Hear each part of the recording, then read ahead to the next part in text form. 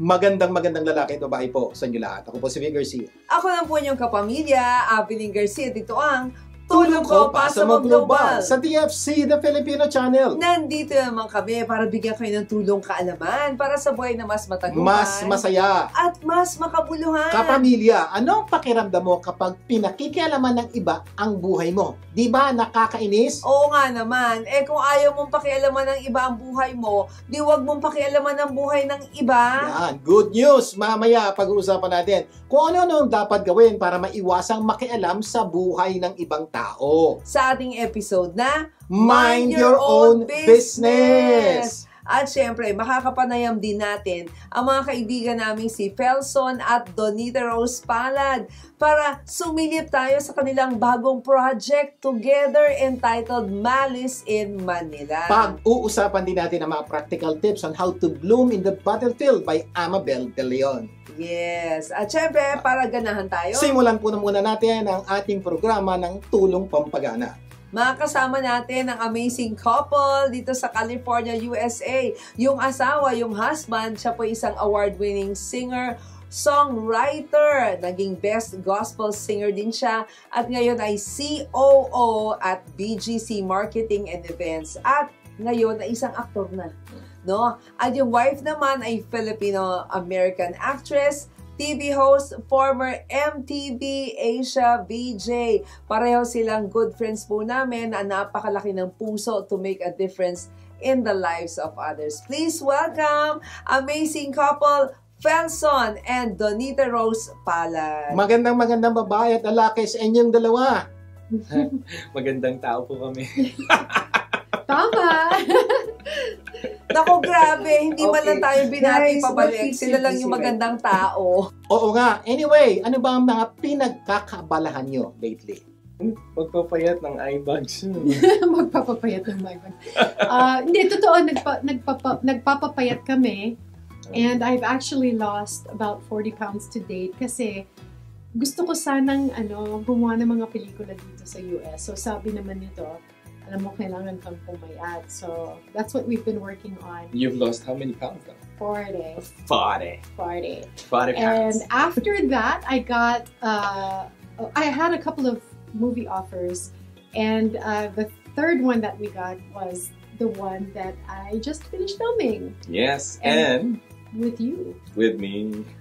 my first pelikula. Tapos sa asawa, magkasama pa ng asawa ko. Yeah, nakakatawa kasi I went in to meet with the director for the lead role, and after he got to know Felson, sabi niya, baka naman gusto mong i-play yung kontrabida. Tapos tawa ako ng tawa. Siguro isang linggo akong tumawa dahil nalaman ko, hindi ko lang makakasama yung asawa ko, kundi kontrabida pa siya. Yes. So, it's we're really happy na we got to work together, and we just can't believe that God has just been taking us on an amazing journey together. Yes. Ever since we first met until now. We've been married for about a year and almost 2 months. Yes, 1 year, 1 month, and 11 days. Ayan, sabi ng hindi sentimental. Ang galing naman, yung pagpapayat, yun yung may purpose. Anyway, congratulations, Donita, for losing 40 pounds and for getting movie together. Natawa naman ako dun sa pagpapayat ng eye bags. Oh, syempre kasama yan. Oo, meron palang ganon. By the way, tama yung sinabi mo kanina, Donita, na God has taken both of you into an amazing journey from day 1 until now. Being married for 1 year, 1 month and 11 days. Felson, Donita, nabanggit nyo kanina na meron kayong movie together with Felson at kontrabida pa si Felson. Pakipaliwanag nga ito. So, this movie, first and foremost, is entitled Malice in Manila. It is a story of a mail-order bride. M-A-I-L, not M-A-L-E, M-A-I-L. Ito yung storya ng maraming Pilipino abroad, especially mga babae na nagpakasal sa mga tawag natin foreigners. And, but contrary to what people think, it was not shot in Manila. It was shot in the U.S. So the lead of this film his story is that parang iniwanan siya ng kanyang asawa after 50-something years. And after going through depression and getting over his loss, he decides to do some research at na-research na magandang bride para sa kanya ay isang Pinay dahil mga subservient daw sila, malalahanin, very... Maaalalahanin. Yun. Kinurag pa ako. Classic Donita Rose. Sorry po.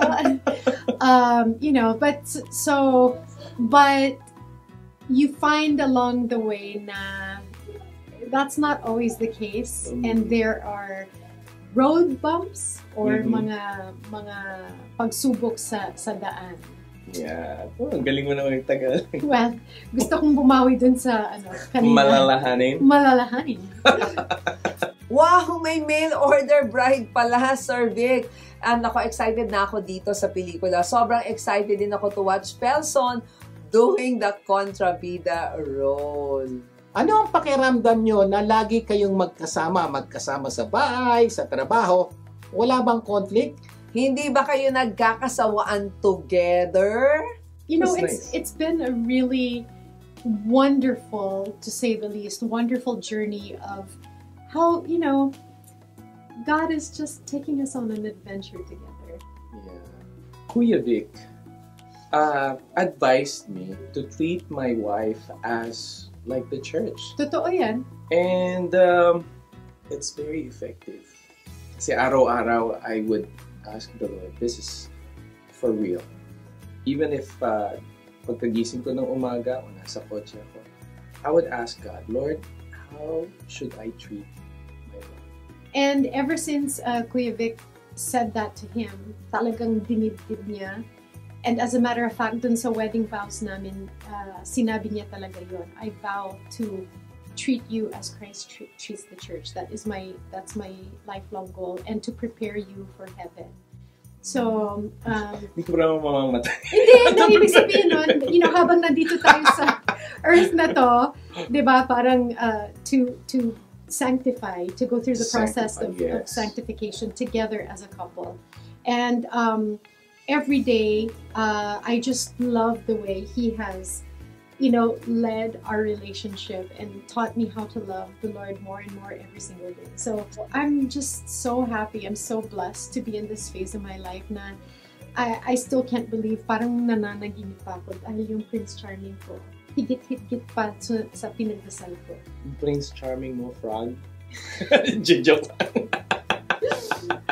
Wow naman, Sir Big, ha? Talagang words can change a person's lives. Yung sinabi mo kay Felson ay nakatulong kung paano niya tratuhin si Vic. Galing naman, Felson. Pwede talagang hindi magkasawaan, di ba? Katulad namin, magkasama na sa bahay, sa buhay, at sa hanap buhay. Okay, balik tayo sa inyo, Felson at Donita. Can you now invite the audience for your first movie together? Saan ba ito mapanood at kailan? We would like to invite you, everyone, guys, to watch our first movie ever together, of course. There will be more, and it will be shown in Amazon Prime if you have an account in Amazon Prime. If you don't have, please download it. And it's the movie is called Malice in Manila. It's gonna be shown December. Mga end of December. End of December 2023. And we're praying and we're believing that this won't just be the first. Yes. I'm writing a script already for a movie for this guy, and we have people who are on board already. So, of course, it's not 100% certain yet, but we're really praying about it. And it's a comedy, a purposeful, inspirational comedy musical. Yeah.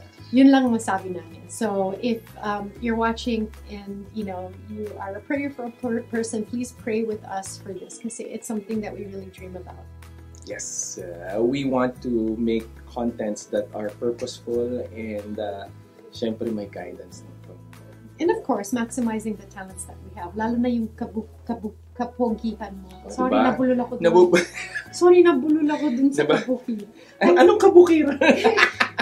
Kapugian. Kapugian! Sige, alis na po ako. Naku, nakakatawa naman talaga, yung kapugian naging kabukiran. By the way, if the audience wants to invite you both for their functions, how can they contact you? Well, look, follow any us on our project. please follow us on our social media. On Instagram, I'm Dash of Donita, and Real Donita Rose on Facebook and Twitter and X.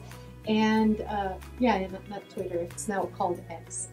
Oh. And then, of course, we have, YouTube videos here and there. And he has the latest album out right now. It's called Crooner Extraordinaire.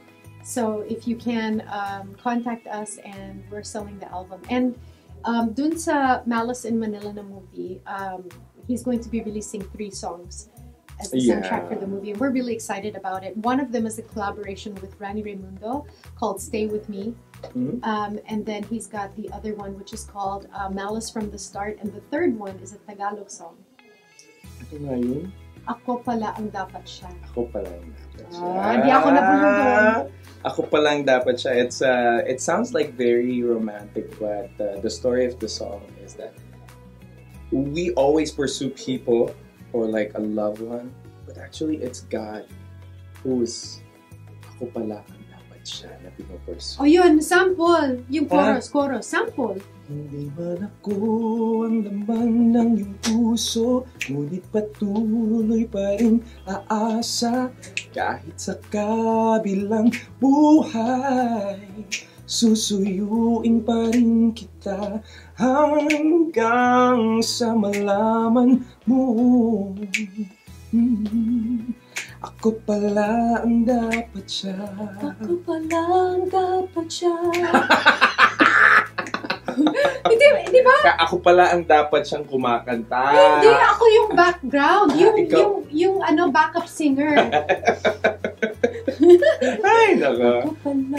Kaya maganda po ang asawa ko. Tama nga naman si Felson. Maganda talaga si Donita, di ba? Yun na lang, huwag ka na kumanta. Si Felson na lang yung kumanta. Any last word bago po tayo mag-pause for a short break? Ayan, so follow us, please support us, and of course, please pray for our movie. Yes. Sana maging successful para naman may another movie na dumating. Call unto the Lord! Malapit na dyan dumating. Totoo yan. God bless Thank you for you. having us. Thank you, Evelyn and Bye-bye. Vic. Thank you so much, Felson and Donita, for this beautiful time together. Talagang nakakagana talaga kayo. Don't forget the movie Malice in Manila with Donita and Felson Balat on Amazon Prime. Kung wala pa kayong Amazon Prime, mag-download na kayo para mapanood nyo ang Malice in Manila. Yan towards the end of December 2023. Sana na-inspire kayo sa panayam namin kina Felson at Donita Rose Palad. At syempre, ang tulong pampagana segment natin ay hatid sa inyo ng Butterberries Cafe Food Truck. Ito po ay Asian American Fusion. Kailan nito? Every Saturday po, 9 a.m. to 5 p.m. at Los Feliz Flea Market, 3939 Tracy Street, LA. At every Sunday naman from 9 a.m. to 5 p.m. at Melrose Trading Post, 7850 Melrose Avenue, LA. For catering, tumawag lang po kayo sa 323-610-9005 at 323-244-9784. Alam niyo po, dinala namin yung good friend namin na si Lorna Laxal sa kanilang food truck, dyan sa Melrose last Sunday. And naka-in-express niya po yung kanyang delightful experience. Sige yung mga photos namin, naka-flash yan on your screen. Siyempre, bago tayo mag-break, hindi ko palalagpasin na batiin ang aking one and only beloved husband. Happy 60th birthday! And of course, happy 13th birthday to our beloved youngest son, Isaiah. I pray for extraordinary favor and divine wisdom to come both of you. And para dun sa mga hindi nakakaalam, I gave birth to my son exactly on the day of Vic's birthday, November 8. So, belated happy birthday. So, nag-celebrate po kami recently at maraming salamat sa aming mga anak, kay Mami Lina Heronca and entire Heronca family who rejoiced with us as well as friends who made the event a meaningful one. Special thanks din kay Lorna Laxa who traveled from Manila to attend the celebration in California. Mamaya sa tulong pampaganda ng buhay, magtutungayan natin ang mga practical tips on how to bloom on the battlefield by Amabel De Leon. Magbabalik pa ang tulong ko pa sa mga global. Huwag bibitiw! Tulong ko Asa mo, gaganda ang mundo. Nagbabalik ang tulong ko para sa Global. Vic Garcia po muli. At Abilene Garcia. Dadako na tayo sa ating tulong pampaganda ng buhay. Ang paniniwala kasi namin, you don't become what you want, you become what you do continually. At dahil continually gusto naming mapaganda ang buhay nyo, continually tuturuan namin kayo at bibigyan namin kayo ng mga tips sa pagpapaganda ng buhay. Sa buhay, para tayong nasa battlefield. Pero pwede tayong mag-bloom sa kalagitnaan nito. Kaya we're privileged to let you know that every week, madidiscover natin mga practical tips kung paano ba tayong mag-bloom on the battlefield. Makakasama po natin si Amabel De Leon. Alam nyo ba, despite facing numerous challenges, being homeless but not hopeless, she worked as a nurse in the United States before establishing Banura Home Health Services in 2001. And despite the difficulties, Amabel persevered. Ngayon po, meron na siyang 4 healthcare agencies in California and 1 in Arizona, employing over 250 professionals who provided home health and home care throughout Southern California. Matutunghayan po natin siya mamaya. Ngayon po, she's currently the Vice President of Banura Home Health Services and is in charge of several healthcare services in California. Hi, Amabel! Please share with us some valuable and practical tips on overcoming challenges. I'm sure marami kang pinagdaanan sa buhay. Paano mo naman napaglagpasan ng mga ito? Nako, ang dami kong pinagdaanan sa buhay. Ang daming luha. So I want to share some 4 tips from my book, Bloom on the Battlefield. Some practical ways in overcoming your challenges. Pinaka number 1 dyan, talagang number 1 siya. Trust in the Lord, trust in God with everything that you have. Kung ano man pinagdadaanan mo, at the end of the day, He's the only one who can guarantee talaga na kakayanin mo. Right? Aabot ka sa finish line, talagang ma-overcome mo kahit anong pinagdadaanan mo. Kasi God wants us to be dependent on Him, diba? Number 2, focus on the things within your control. Number 1, sarili mo, within your control. Yung ibang tao, hindi mo makakontrol, but you can control yourself. So, ano makakontrol mo? Your attitude, the way you think, the way ka, diba, mag-isip ka. So, feed your head, your mind with good things. Yun, makokontrol mo yun. Number 3, do not isolate. Yung mga friends mo na nandiyan sa paligid, grab on them, right?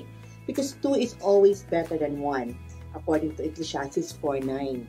So, mga friends natin, yung mga families natin, friends, mga gift ni Lord sa atin yun. So, use those resources. Those are meant for you to keep going and overcome challenges in life. Lastly, avoid negative people. Yung mga negative people dyan, tanggalin mo sa buhay mo, right? Kasi you want those friends that are able to inspire you, empower you, spend more time with those kind of people para naman ma-influence ka to overcome your challenges na pinagdadaanan mo. And always remember, bloom on the battlefield. Maraming salamat, Amabel, sa mga magagandang bagay at tips na shinare niyo sa amin. Remember what you shared, trust in God, focus on the things you are within your control. Do not isolate and avoid negative people. And always remember, bloom on the battlefield. Until next time, for more tips on how to bloom on the battlefield. Sana marami kayong natutunan sa ating pinag-usapan at mamaya sa tulong dagdag kaalaman, pag-usapan naman natin ano nang dapat gawin para maiwasang makailam sa buhay ng ibang tao. Magbabalik pa ang tulong ko para sa Global. Huwag bibitiw! Gaganda ang mundo. Nagbabalik ang tulong ko pa sa Global. Vic Garcia pumalik. At Abilene Garcia, dadako na tayo sa tulong dagdag kaalaman. Ito yung ating weekly mental exercise. Kung saan nahanap tayo ng mga paraan para mas madagdagan ang ating kaalaman. May kilala ka bang pakialamera o pakialamero? Sila ba yung mga taong pinakikialaman ang bawat kilos at galaw mo? So, malamang by this time, meron ka na naiisip na taong ganyan sa buhay mo, no? O, sabi ko, isipin mo lang. Huwag mong tingnan. Okay, baka katabi mo, baka mabatukan ka. Isipin mo lang kung sino siya. Yan. Ano pakiramdam mo kapag may pakialamera or pakialamero sa buhay? Yan, napakagandang tanong po yan. Ikaw mismo right now, ano pakiramdam mo pag mayroon kang ginagawa at kinakailaman ka ng iba? Di ba? Nakakainis at nakakaasar. At dahil dyan, kung minsan, nagkakaroon po ng hindi magandang relasyon ng bawat isa sa taong nakikialam sa buhay mo. Ang sabi ng iba, hindi naman daw sila nakikialam o parang concern lang. Concern lang. Actually, yan po ang madalas sa sinasabi po ng maraming tao. Hindi naman po ako nakikialam. Concern lang ako sa kanya. Baka kasi mangyari to, baka mangyari to. Dahil concern ako, gusto ko siyang paalalahanan na ito gawin mo, huwag mong gawin to. Ang problema po, kung minsan, sa tingin ng taong concern siya. Oo. Ang problema po, yung taong pinagsasabihan mo, kung minsan po ang tingin, pakialamero ka na. O kumbaga na pag-uusapan lang naman daw, di ba? Yan pa isa namang problema ko minsan. Hindi naman daw siya concern. Ang nangyayari lang naman daw is, napag-usapan lang namin buhay niya. Napag-usapan lang namin yung ginawa niya. Wala naman, napag-usapan lang. Ang problema po ito, nung napapag-usapan, may mga tao po habang nakikinig, ang isip, mali pala yung ginawa niya. Ganito pala yung ginawa niya. Kasi napag-uusapan yung buhay niya na kung minsan nagko-komento tayo sa buhay niya, sa mga pinagagawa niya. Ang dating po, pakialamera pa rin tayo sa buhay ng iba, wala naman tayong connection sa buhay niya. Ikaw, sa palagay mo, nakikialam ka ba? Pakialamero o pakialamera ka ba? So, maybe we can be honest with ourselves, di ba? May naiinis na ba sa'yo dahil masyado ka ng concern? Yan. Ito po, napaka-importante. Ang pag-uusapan po natin dito is hindi lang kung ikaw ay may nakikialam sa buhay mo. Pag-isipan din po natin kung minsan baka tayo na po yung pakialamero at pakialamera unknowingly. Ano ibig sabihin? Hindi po natin alam, nanghihimasok na pala tayo sa buhay ng iba at kung minsan di po natin alam, naiinis na, nagagalit na ang ating mga kapamilya, kaibigan at taong nakapaligid sa atin dahil because of our concern o napag-usapan lang, ang dating po, pakialamero at pakialamera na tayo. Kaya makinig po tayo mabuti.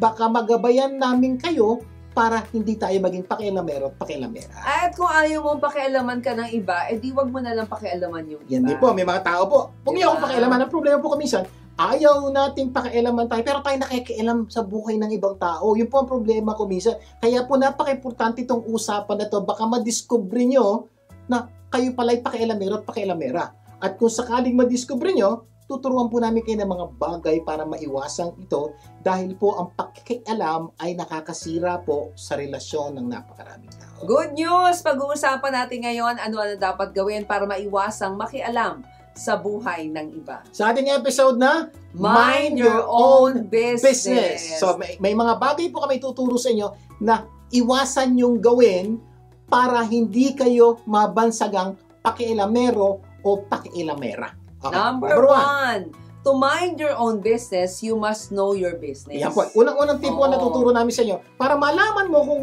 ano yung business mo, to mind your own business, kailangan alamin mo yung business mo. Kung minsan po, kaya po tayo nakikialam o parang nakikialam, kasi hindi po natin alam kung ano yung business natin. Kaya kung minsan, pati business ng iba, pinakikialaman natin dahil hindi natin alam kung ano yung business natin. So, unang tip po, to mind your own business, alamin mo, ikaw, ano ba ang business mo? Kasi you cannot mind your own business if you do not know your business. Yan po, napaka-importante. Okay, at tuturuan po namin kayo para maintindihan ano ba yung business natin, para malaman natin yung business natin at hindi natin pakialaman yung business na iba. Siguro magandang analogy dyan sa trabaho, di ba? Or sa, yung daily, no? We normally have job description, di ba? Yung listahan po ito ng ating mga responsibilidad. Ayan. So, napaka-importante po. Subordinate yan. So, isang paraan to para maunawaan natin yung minding your own business. Kung nagtatrabaho ako sa opisina, di ba, merong job description. Ito dapat nang gawin, number 1, number 2, number 3, number 4. Alam niyo po yan kung napagtrabaho kayo. Ang tawag po dyan, that's your business. Yung listahan na inyong responsibilidad, yan po ang business nyo. Now, yung katabi nyo, may listahan din siya ng kanyang responsibilidad. So, para hindi ka maging pakialamera at pakialamera, ang intindihin mo lang, yung listahan ng responsibilidad mo.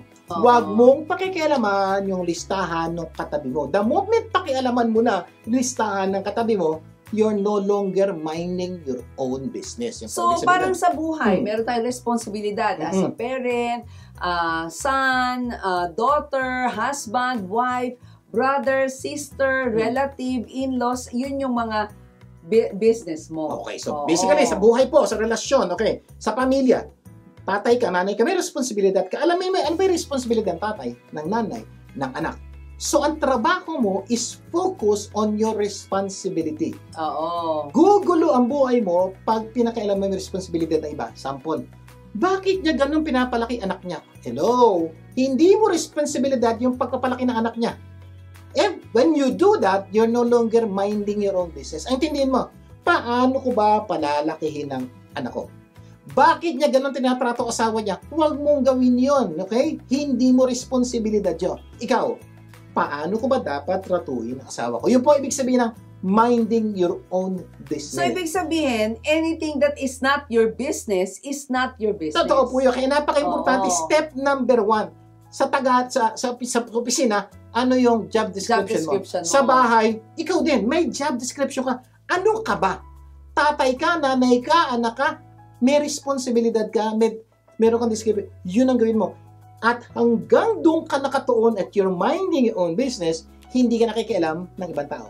The moment you get out of that business, now, pakialamero at pakialamera ka na. So, yung unang tip, alamin mo kung ano ang responsibilidad mo of your business. Number 2, to mind your own business, don't mind the business of others. Ayan. So, Ayan. alam mo na yung business Oo. mo, ang susunod na tip, huwag mo nang pakialaman yung business ng iba.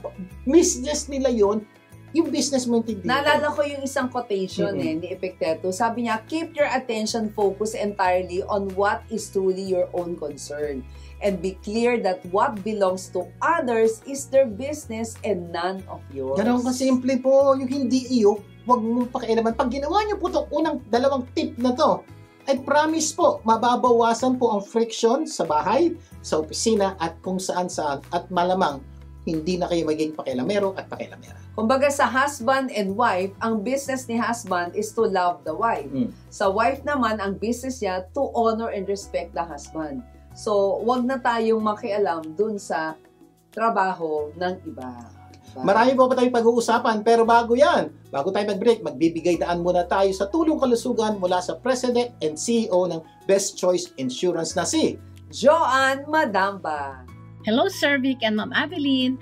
Para sa tulong kalusugan, sasagutin natin ang tanong na, sa health insurance, ano-ano ang dapat kong malaman when it comes to annual enrollment period or open enrollment? The term annual enrollment period is the window of time between October 1 and January 31 of the following year, depending on whether it is for individual and family plans or IFP, group health insurance, or Medicare. For IFP, it is between October 18 and January 31. For group health insurance, it is set by your employer. And for Medicare, it is from October 15 to December 7. Hindi siya ganun kadali dahil there are things to consider and you cannot just change your plan anytime during the year. Kailangan i-review and compare the plan benefits and insurance carriers. And also yung medical needs natin, nagbabago yan every year. Also, yung cost of insurance is something to consider. So, kapamilya, be on top of your health coverage. Huwag nang hintayin magkasakit para maiwasan ang pasakit. Remember, life is full of choices, so choose the best choice. Ako po si Joanne Madamba ng Best Choice Insurance. See you next week. Maraming salamat, Joanne, para sa free consultation patungkol sa health insurance. Tumawag lang kay Joanne Madamba sa numero 562-881-6172 at 562-682-9793. or mag-email sa joanne@bestchoiceifs.com. Sa aming pagbabalik, itutuloy pa natin ang ating kwentuhan. Magbabalik pa ang tulong ko para sa mga global. Huwag bibitiw! Tulong ko, asa mo, gaganda ang mundo. Nagbabalik ang tulong ko, pasa mo Global. Vic Garcia pumalik. At Abilene Garcia, patuloy tayo sa ating tulong dagdag kaalaman. Sa ating topic na ano-ano dapat gawin para maiwasang makialam sa buhay ng ibang tao. Quick review lang tayo. Number 1, to mind your own business, you must know your business. You cannot mind your own business if you don't know your business. Tandaan mo yan. Number 2, to mind your own business, don't mind the business of others. Anything that is not your business is not your business. Naku, mukha kalimut. Ito, number 3. Maganda po. To mind your own business, if no one asks for your advice, don't give. Ang ganda po yan. Kuminsan po, may mga sitwasyon pangyayari, hindi naman po tayo hinihinga ng opinion. Salita tayo ng salita patungkol po sa sitwasyon na yon. Pag ginawa nyo po yun, pakialameran na naman tayo. So kung hindi po tayo hinihingi ng advice sa isang bagay, huwag ka magbigay. Yun yung tinatawag na unsolicited Yes. advice. Sabi nga ni John Gray, to offer a man unsolicited advice is to presume that he doesn't know what to do or that he cannot do it on his own. Yan po ang nangyayari pag nagbibigay kayo ng advice na hindi naman hinihingi sa inyo. Ina-assume nyo yung tao hindi alam ang gagawin. Paano mo nalamang hindi niya alam yung gagawin? Oh. So, kaya nga po, ingat at kung pwede, huwag magbibigay ng unsolicited advice para hindi maging pakialamera. Yung unsolicited advice daw kasi is usually more about the needs of the giver than the receiver. Alam niyo po, big sabihin nun? Oo. Pag nagbibigay ka ng solicited advice, may need ka. Ano yun? May need kang magsalita. May need kang magsabi ng mga opinion. Kung minsan, sinasabi mo yun, hindi naman para doon sa taong nangangailangan. Yes. Una-una, hindi siya nangangailangan. Hindi nga siya nanghihingi sa'yo. Ikaw ang may pangangailangan. May pangangailangan kang magsalita. Kaya ka nagsasalita. Yun po ang problema ng unsolicited advice. Kaya hanggat maaari, huwag magbigay para hindi maging pakialamero. Number 4, to mind your own business. If you don't know the whole story, don't make a comment. Ayan, another thing po. Kuminsan po, nagsasalita tayo sa mga bagay na hindi natin tunay na unawaan. May nangyari. Ay naku, ganito yan. Malamang ganito nangyari yan. When you start saying those things na hindi mo naman alam yung tunay na nangyari, nakikialam ka na. Kasi hindi mo alam, ba't kasalita ng salita? Bawat impormasyon na hindi mo alam, pero nagbibigay ka ng opinion, hindi po maganda yon. Kasi po, hindi mo alam yung tunay na nangyari. Kaya never judge someone without knowing the whole story. You may think you understand, but you don't. O yan, may mga Diba? pagkakataon po sa buhay. Alam mo, nabalitaan mo si ganito at ganito. Ay nako, ganito yan. Malamang ganito yan. Yun lang po salitang malamang. Hindi ka sabihin, hindi ka sigurado. So, ganito yan.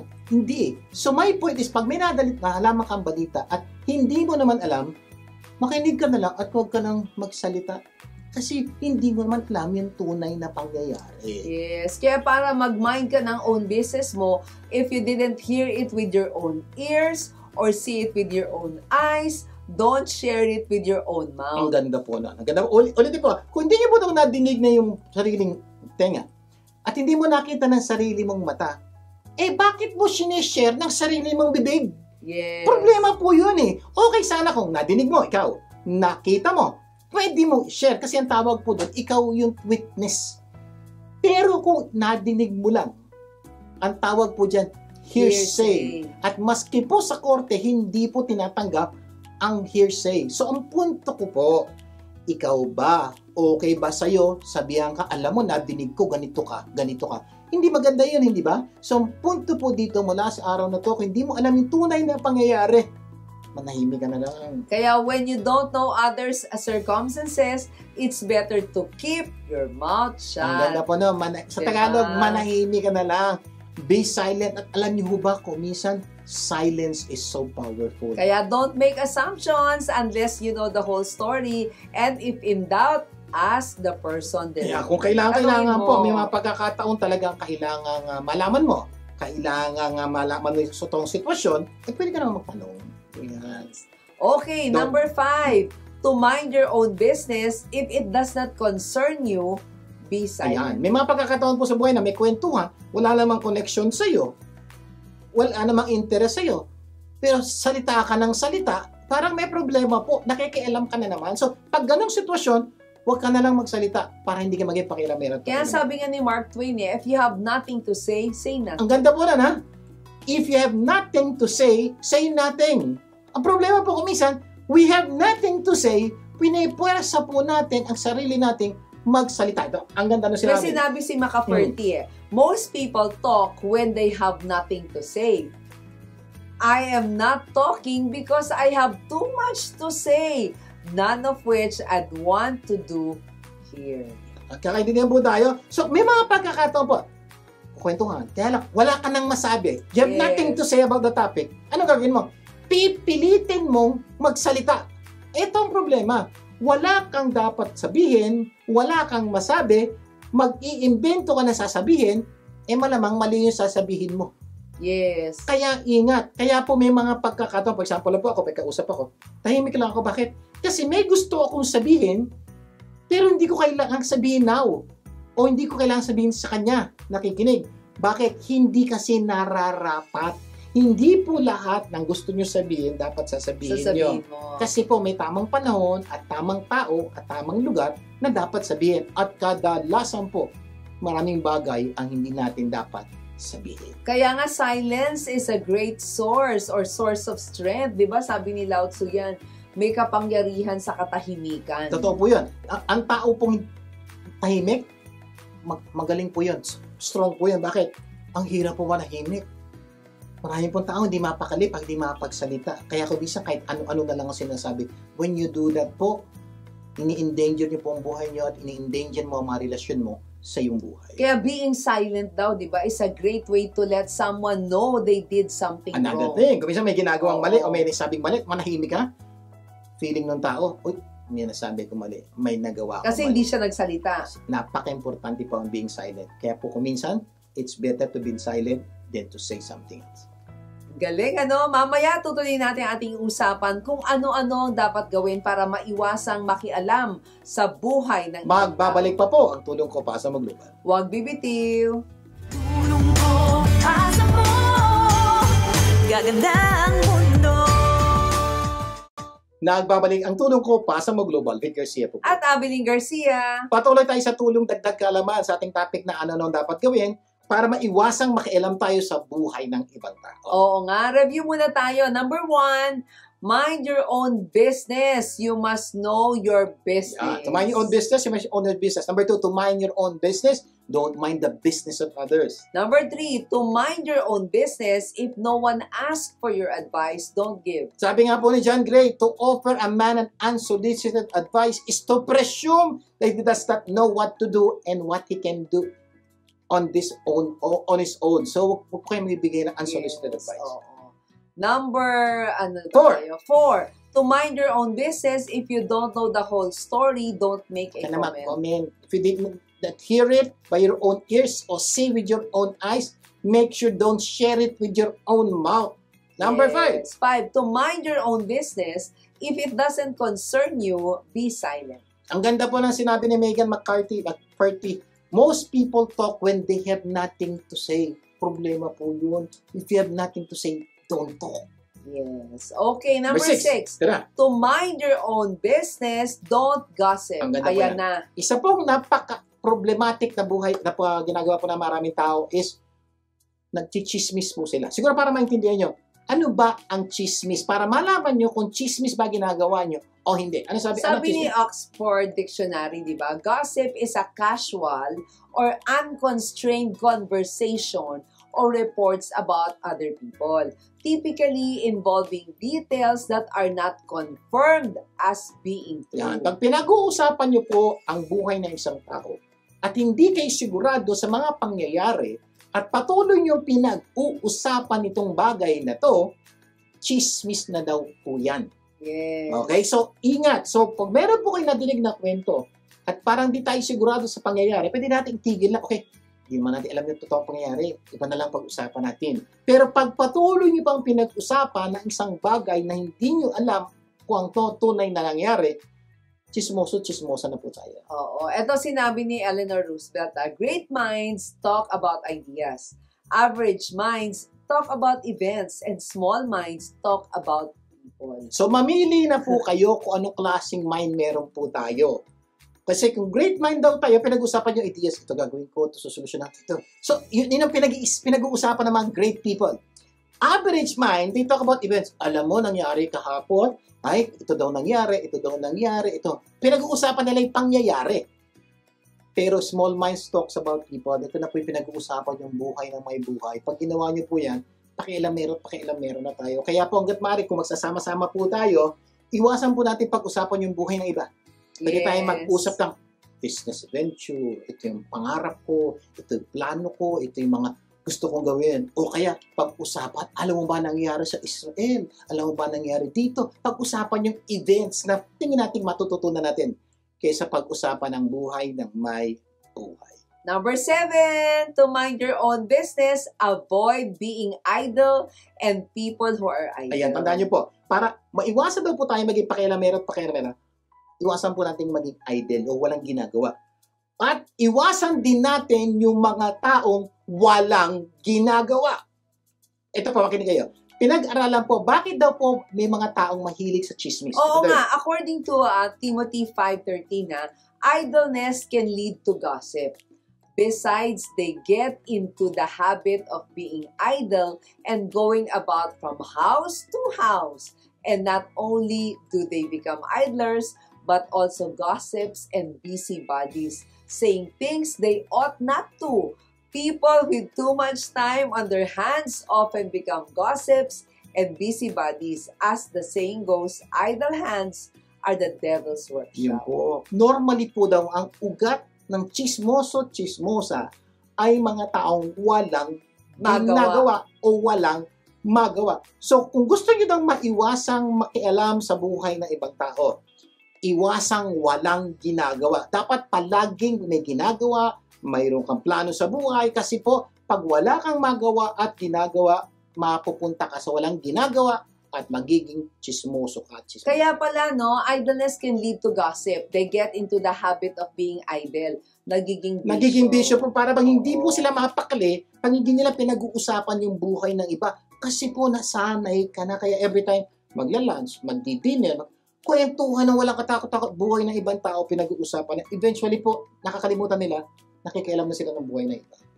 Number 3, number 8 pala, to mind your own business, avoid people who talks too much. Yan po another thing. Kung gusto niya maiwasan maging pakialamero, iwas ka sa mga taong salita ng salita. Bakit?